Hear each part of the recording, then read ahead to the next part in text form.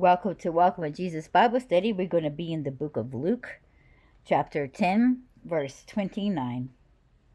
But he, willing to justify himself, said unto Jesus, And who is my neighbor? And I'm going to repeat that. But he, willing to justify himself, said unto Jesus, And who is my neighbor? Our neighbors are everybody.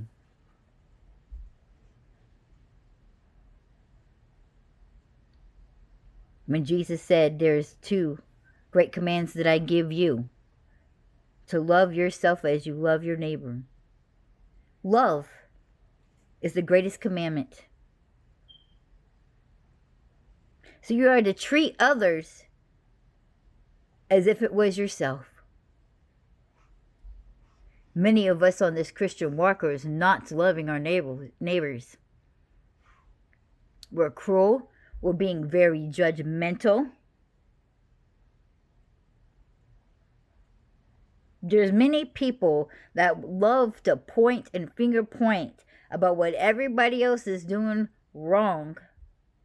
That's not what the Bible says, and that's not what you're supposed to be doing. And the very ones who is talking the most smack and the most finger pointing spend the less time in the presence of God reading the word from themselves. Oh, but they love doing it. It's kind of like people nowadays. They'll say anything because it's the internet. But back in my day, you had to say that face to face to somebody and you would get knocked out. If everybody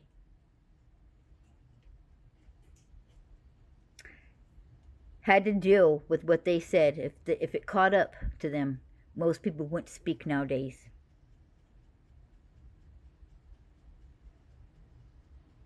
In fact, God says you need to do everything in love.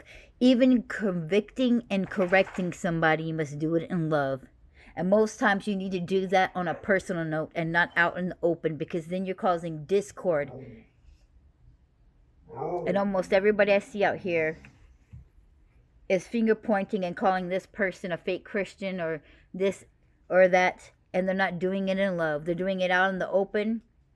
They're causing discord among Christians, and that is something that they should have. If they known that person, they should have come up to him and did a message, personal message, and say, hey, brother, you said this and that, and I would like to point something out if you don't mind. I would like to share this little message with you, that it says this and this and here.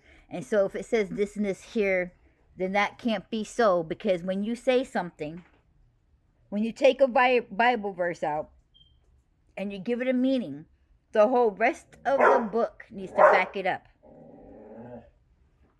Not just when you take it out. Because every verse belongs in every chapter and every book, and every book belongs to the whole Bible. So every single book has to back up what you were saying, that one particular verse says. And many people, when you twist and take the verse out of context, the rest of the book will not back it up. And that is how people are taking. They're taking one verse and they're literally reading it off and says, look, it says this. But they don't understand the context of that verse, because they're taking it out of that chapter, taking it out of the whole book, and taking it out of the whole entire book of the Bible. And therefore, they are misinterpreting that verse.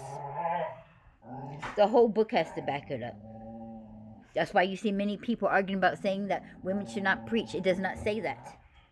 In fact, when he was saying that, he was writing a personal letter to Timothy and not to the church, telling the church what God said that shall be done. He was saying, hey, when you go out here, because there's these group of people where he was specifically at, where it's mostly women who are teaching and preaching, who speak loud and above all people. He's saying they must be quiet so that the congregation can hear, because speaking over, you can't determine what is being said.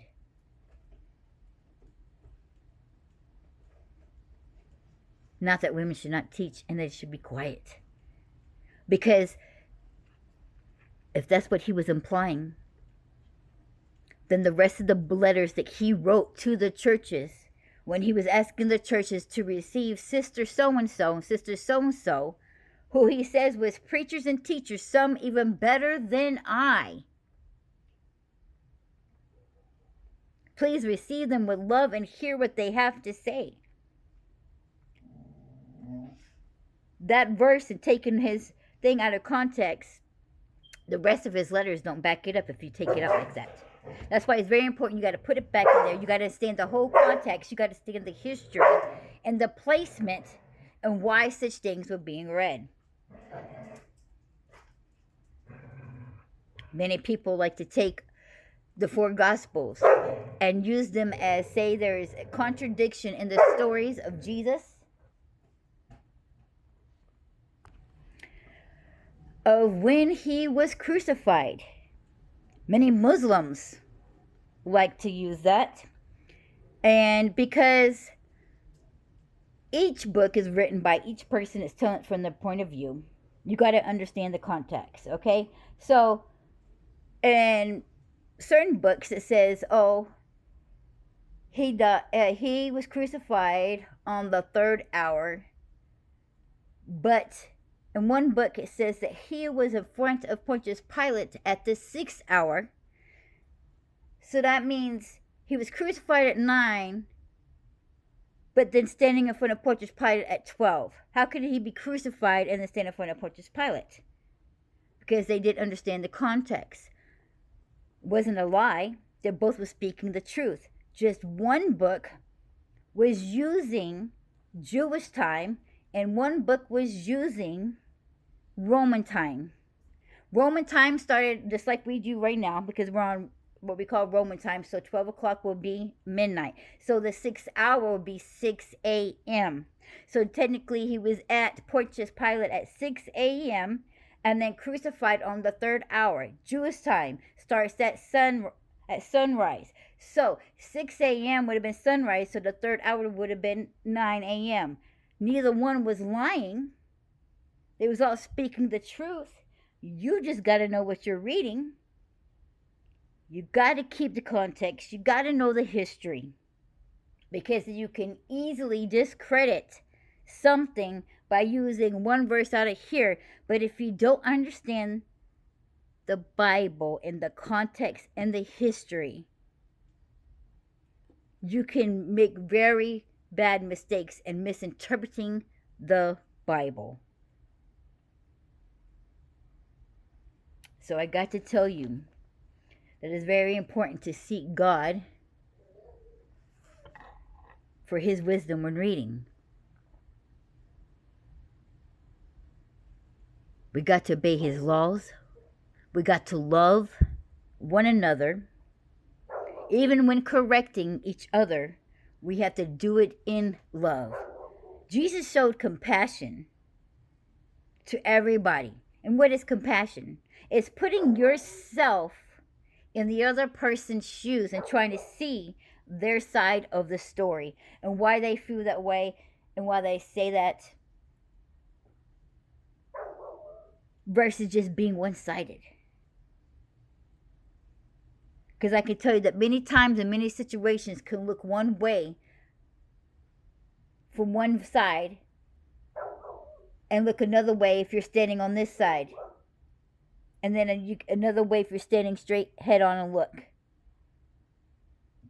So it's very important that you try to understand. Have compassion.